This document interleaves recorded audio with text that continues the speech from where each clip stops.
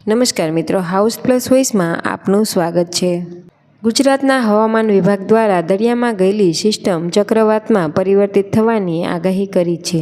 ગુજરાતની નજીક દરિયામાં સિસ્ટમ વધારે મજબૂત બની રહી છે। આગામી સમયમાં તે ચક્રવાતમાં ફેરવાઈ જશે તેવી સંભાવનાઓ સ્થાનિક હવામાન વિભાગ દ્વારા વ્યક્ત કરવામાં આવી છે। હવામાન વિભાગ જણાવે છે કે સિસ્ટમ સક્રિય થવાથી વરસાદની શક્યતાઓ જોવાઈ રહી છે। આ કારણે માછીમારોને 5 દિવસ દરિયો ન ખેડવા સૂચના આપવામાં આવી છે। સિસ્ટમ મજબૂત બનીને ચક્રવાતમાં પરિવર્તિત થવાની શક્યતાઓને જોતા દરિયાકાંઠા વિસ્તારોમાં 40થી 50 કિલોમીટરની ઝડપે પવન ફૂંકાવાની શક્યતાઓ છે। આગામી 24 કલાક માટે વેરાવળ અને અન્ય બંદરો પર LCS 3 લાગુ કરવાનો નિર્ણય લેવાયો છે, જેની સાથે દક્ષિણના દરિયાકાંઠે DCX સિગ્નલ લગાવવામાં આવ્યું છે।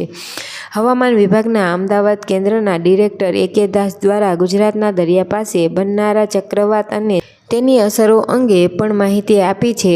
AK દાસ જણાવે છે કે 3 થી 9 ઓક્ટોબર દરમિયાન હળવાથી મધ્યમ વરસાદની શક્યતાઓ છે, જેમાં સૌરાષ્ટ્ર કચ્છ માટે થંડરસ્ટોર્મ એક્ટિવિટી સાથે વરસાદ થવાની શક્યતાઓ વ્યક્ત કરવામાં આવી છે। 5 દિવસ માટે માછીમારોને ચેતવણી આપવામાં આવી છે, જેમાં ગુજરાતના તમામ દરિયાકાંઠાના ભાગોનો સમાવેશ થાય છે। આ દરમિયાન દરિયો તોફાની બનવાની આગાહી સાથે પવનની ગતિ આજે 40થી 45 કિલોમીટર પ્રતિ કલાકની અને ઝાટકાનો પવન 65 કિલોમીટર પ્રતિ કલાકનો રહેવાની આગાહી છે।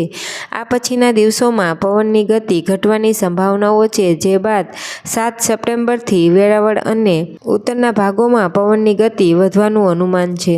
ગુજરાતથી જે સિસ્ટમ હળવી થઈને દરિયામાં ગઈ હતી તે ચક્રવાતમાં પરિવર્તિત થવાની સંભાવનાઓ જોવાઈ રહી છે। આ અંગે AK દાસે જણાવ્યું કે ડીપ ડિપ્રેશન હાલ બપોરના 1:30 વાગ્યાના સમયે ઉત્તર પૂર્વ અરબી સમુદ્ર પર બનેલું છે, જેની ગતિ ઉત્તર પશ્ચિમ તરફની છે, જે પોરબંદરથી 20 કિલોમીટર પશ્ચિમ દિશામાં છે, જે આગામી સમયમાં સાંજ સુધીમાં સાયક્લોનિક સ્ટોર્મ ચક્રવાતમાં પરિવર્તિત થશે। દરિયામાં ચક્રવાત આકાર લીધા બાદ પશ્ચિમ તરફ આગળ વધશે। આ પછી આવતીકાલ સુધીમાં તે તીવ્ર ચક્રવાતમાં પરિવર્તિત થવાની સંભાવનાઓ વ્યક્ત કરવામાં આવી છે।